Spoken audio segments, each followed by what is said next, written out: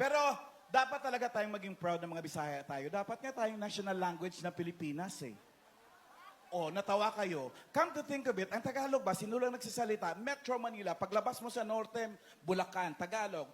Paglampas mo doon, Kapampangan na, paglampas mo doon, Pangasinese, paglampas mo doon, Ilocano, pag-akyat mo, parang mga ibon na yung mga nag-uusap. Dito sa South, paglampas mo ng Tagaytay, Batangas, may accent na, paglampas mo pa Bicolano, paglampas mo, ganun din. Mga ibon din ang mga nag-uusap. Samantalang kami, pag galing ka na Maynila, lalapagin ng plano sa Visayas, all the way down to Mindanao, Bisaya na po ang salita doon. Totoo, the most widely spoken dialect in the Philippines. Tsaka ang ganda po ng Bisaya, maniwala kayo sa hindi. No offense meant to those who speak other dialects, but I just believe that the Visayan dialect is the best. For the main reason that the Visayan dialect is so rich. Rich in the sense ng isang salita, napakaraming ibig sabihin. Totoo, peace, ang daming meaning sa amin yan. Kapayapaan, peace. Katahimikan, peace. Kamao, peace. Isda, peace. Mukha, peace. Ang pandikit sa... Hi, sir. Ang pandikit sa amin, peace din. Pumunta kayo sa mga subdivision sa amin, maliligaw kayo sa dami ng peace. Peace 1, peace 2, peace 3, peace 4. Peace ting yawa, oy. Kanta na ako.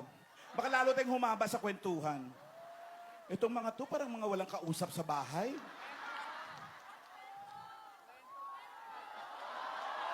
Kakanta na nga, di ba? Uy, hindi nga. As I was saying, then saludo talaga ako sa mga teachers.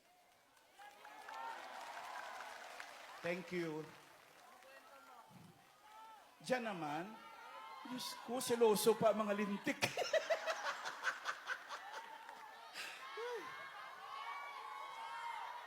Bayot ka din. Meh.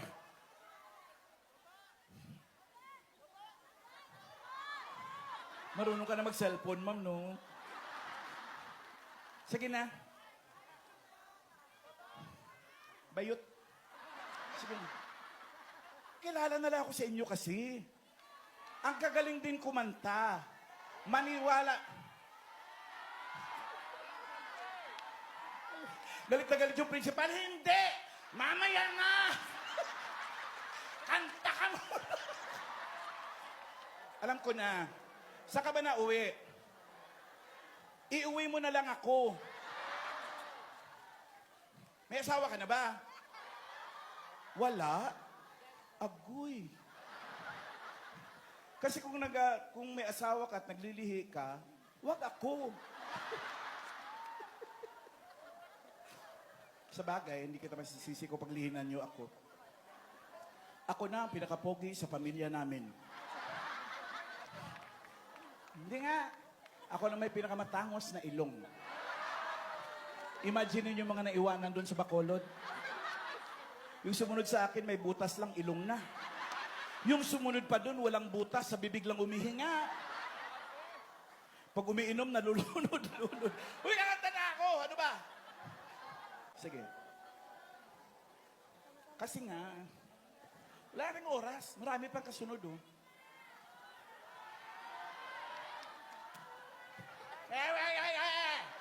Bisaya ka din, lintik ka. Ito na, mga kaibigan, yung sinasabi ko. Kung kantahan lang din naman ang hanap nyo, we have a new group now sa Itbulaga. Yes. Magagandang mga babae na sumali sa singing contest namin. Tapos yung 5 winners doon, finorm namin as a group.